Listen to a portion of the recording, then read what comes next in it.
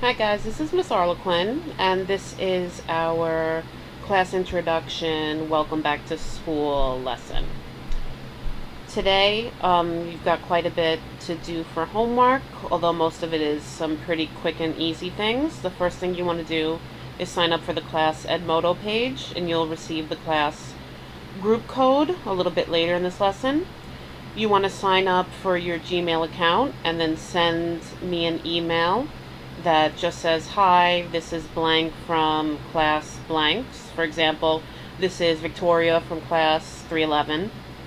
You want to sign the parent letters that you're receiving in class today and bring them back tomorrow. You want to make sure that you get all your class supplies and start bringing them in. And then finally, tomorrow in class, we're going to be discussing independent reading. So you want to make sure that tonight you watch the independent reading routines video and complete the reading survey, as well as a quick reading pace activity that is explained in the video. The video is going to be linked through the Edmodo page, as well as our class blog, which you can find by going online to arlequin2014.blogspot.com. Alright, so first I want to welcome you to Miss Arlequin, or Miss A's, English Language Arts class.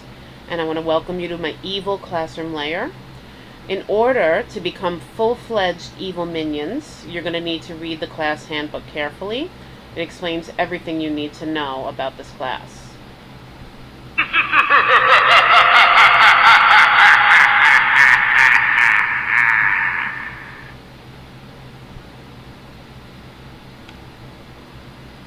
So first I want to introduce myself. My name is Miss Arlequin, and I am going to be your ELA teacher for 6th grade.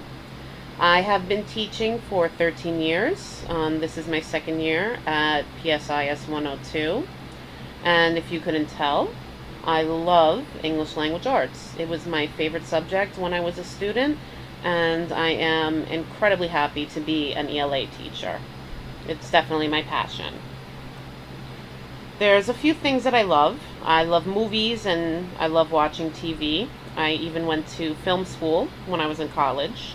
And of course, I love to read. It's one of the reasons why I love ELA and why I love being an ELA teacher. Now, some of you may come into this class loving reading. You might be like mini Miss Arlequins. And others might be coming into this class feeling confused or frustrated about reading. I want you to know that no matter how you feel about ELA, it's completely normal. Just like some of you might love math and others might hate math. I always had a difficult time in math, so it was never my favorite subject. But no matter how you feel about a subject, it doesn't mean that you have to hate that class. I know that I had some incredible math teachers when I was a kid, and so even though it wasn't my favorite subject, I still had math classes that I enjoyed. And hopefully this will be a class that you enjoy coming to and completing work in. Now the goal, no matter how you feel about reading, is to make you feel as comfortable with reading as possible. We want to make sure that every student is going to have some kind of growth and become better readers and writers by the end of the year. We're going to try to accomplish this by learning strategies that will help you understand what you read so that you can become a better reader, and just doing a lot of reading. And, hopefully, reading books that you'll like. And that's where independent reading comes in. Of course, you know that in class there's always texts that we have to read in class, we have to work with. They're part of the curriculum that the school has designed, and there are standards, the Common Core standards, that we have to meet in each grade level. And there's not really a lot we can do about that, but independent reading is a time where you can explore all the different books and genres that are out there. And so you should never be reading something during independent reading that you don't enjoy. Now the first thing we're going to do is we're going to fill out some student information index cards. So you're going to take your index card, you're going to put your name and class on the very top. You're going to put your nickname or preferred name, if there is one, but if you just want to be called by your regular legal name, you can skip this line. If you already have an email, you want to place that here. The preferred email for our schoolwork is going to be Gmail. So if you're like me and you have more than one email, just give me your Gmail. And if you do not yet have a Gmail, give me whatever email address you do have. Your parents' names or guardians' names go here, and then contact phone numbers. I want you to list 5 favorite things. Could be anything in the world: books, TV, movies, music, candy, hobbies, anything that you love. Anything that I need to know, for example, if you have some allergies, like a peanut allergy or a dust allergy, if there's a preferred seating arrangement you have, you love to sit by the closet, by the door, the front of the room, the back of the room. There's somebody that you absolutely cannot sit next to because you're mortal enemies. And then finally, what is your goal for this school year? What is it that you hope to accomplish by the end of 6th grade? Alright, so you've received your class handout, which does list your supplies for this class. You also should have received this at the end of 5th grade. Just want to quickly review it in case you did not get your supplies over the summer.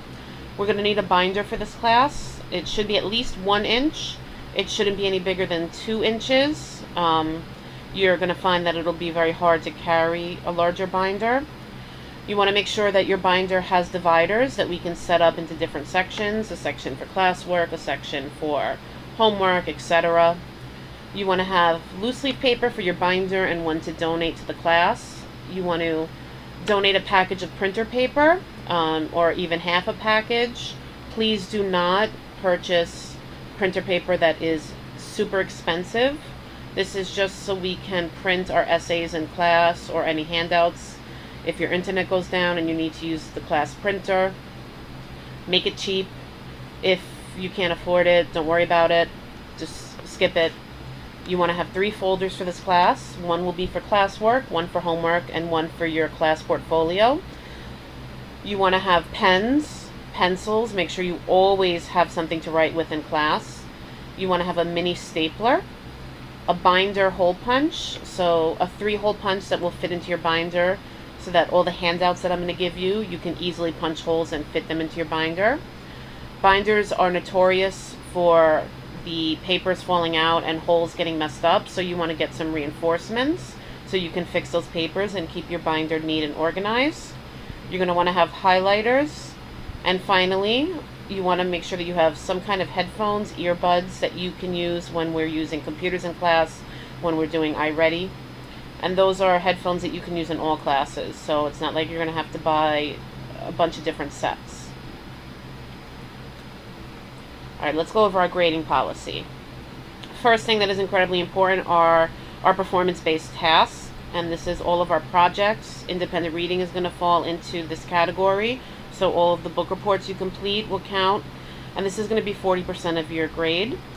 This is going to cover all the essays we work on, any long-term writing projects where we go through the writing process, any reading projects where we make posters for a book that we've read, or digital videos, or write poems.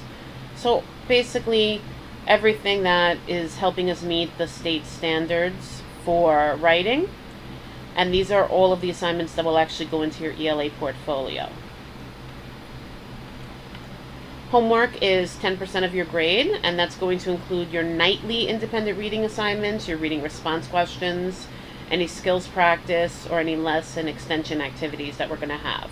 So all of the work you complete on Edmodo, for the most part, will fall under homework. Classwork is 30% of your grade, and that is all of the assignments that we work on in class.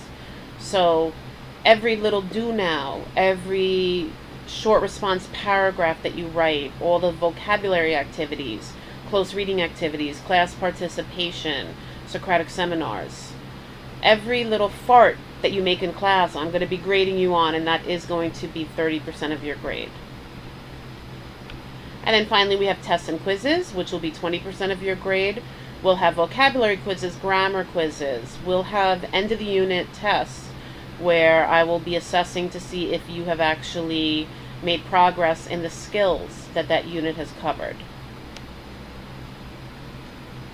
Alright, so now let's go over our class rules. Rule number 1, come to class prepared. Make sure you always have your binder, your books, writing utensils, any handouts that we're going to need for that day. Rule number 2, come to class on time.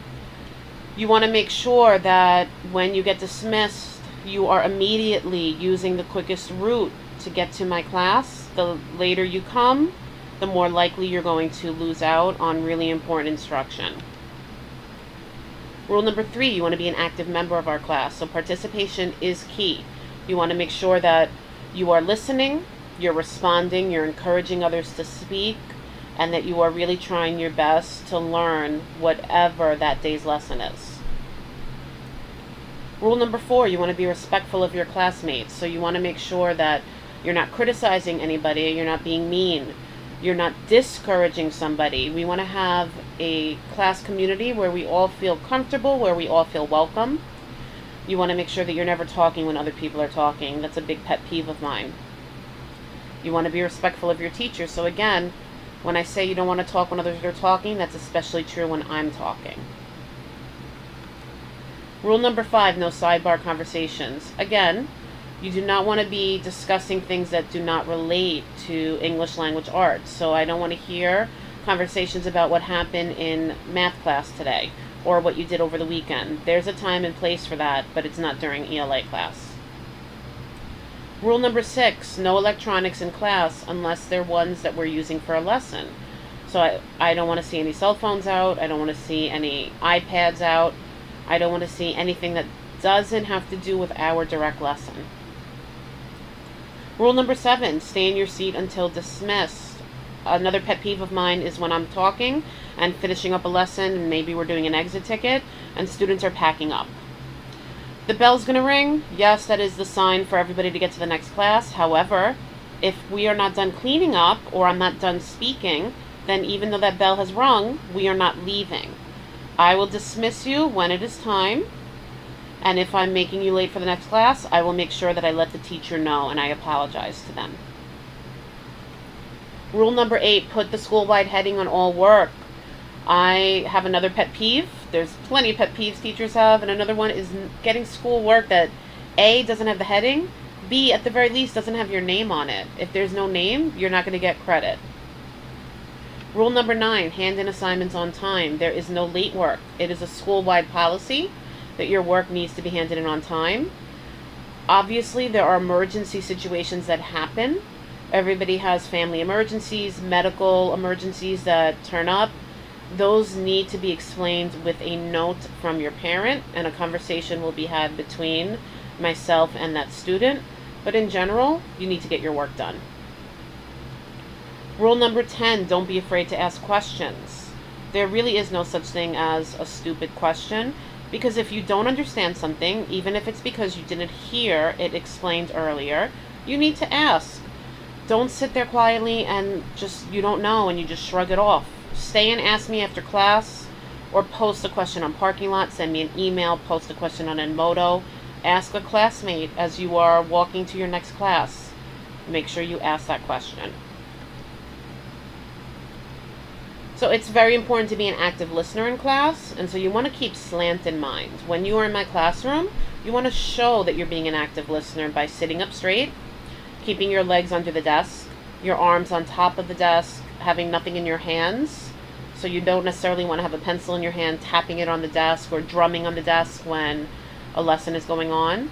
And you want to use eye contact. That's a way to participate without actually saying something, because you're letting me know that you're being respectful and you are paying attention and listening.